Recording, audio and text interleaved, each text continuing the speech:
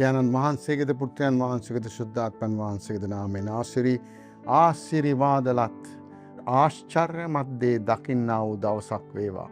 හාස්කමේ මොහොතක් වේවා ඔබගේ හැම ජීවිතේ හැම මොහොතක්ම.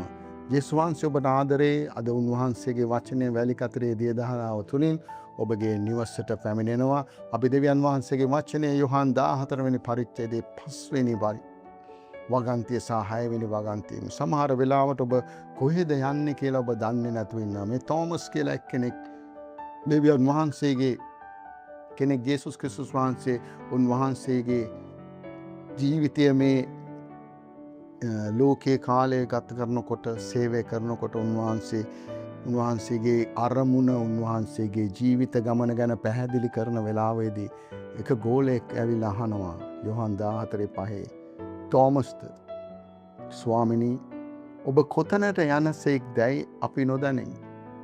මාර්ගය දන්නේ කොහොමදයි උන්වහන්සේට කීවේ. යේසුස් වහන්සේ ඔහුට කියනසේ මාර්ගයද සැබෑවද ජීවනයේද මමය. මා කරුණු කොටගෙන මිස කිසිවෙක් පියාණන් වහන්සේ වෙතට පැමිණෙන්නේ නැත. හාලෙලූයා. යේසුස් වහන්සේ තෝමස්ට දෙනවා. තෝමස්ට ඔච්චර ළඟින් ඉඳලා ගෝලයෙක් හැටියට ළඟිනුත් ඉඳලා ඔහු දැනගෙන හිටියේ නෑ ඔහු යන්නේ මොන අරමුණක් කරාද කියලා. අද ඔබත් යන්නේ ඒ වගේ ස්ථත්වයකද? අද සමහර විට ඔබට තේරෙනවද මට යන මාර්ගය දන්නේ නැහැ. මම යන මාර්ගය දන්නේ නැහැ කියලා ඔබට තේරෙනවද? මම කොහෙද යන්නේ? මම ඔළුව හැරුණාට යනවද? එහෙමද කියලා ඔබ හිතනවා. ඒත් ඔබ අහන්න ජේසුගෙන් අහනවා නම් ඔබ මට යන තැන දන්නේ නැහැ ස්වාමීනි. මගේ ඉදිරිය දන්නේ නැහැ.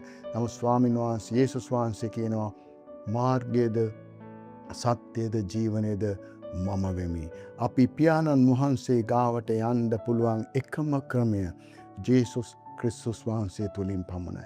වෙන මාර්ග නැහැ ආදරණීය දරුවනි. අද ඔබ ජේසුස් වහන්සේ තුලට ඇතුල් වෙලා උන්වහන්සේ ඔබගේ මාර්ගය කරගන්න.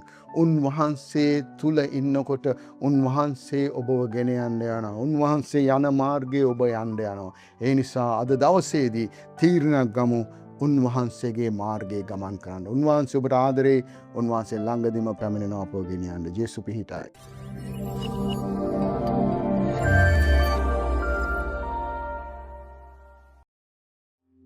ඔබත් එක්සත් එමී රාජ්‍ය තුල වෙසෙන ශ්‍රී ලාංකිකයෙක් නම් පහත දැක්වෙන අංකයට ඇමතීමෙන් ඔබට අප හා සම්බන්ධ විය හැකියි.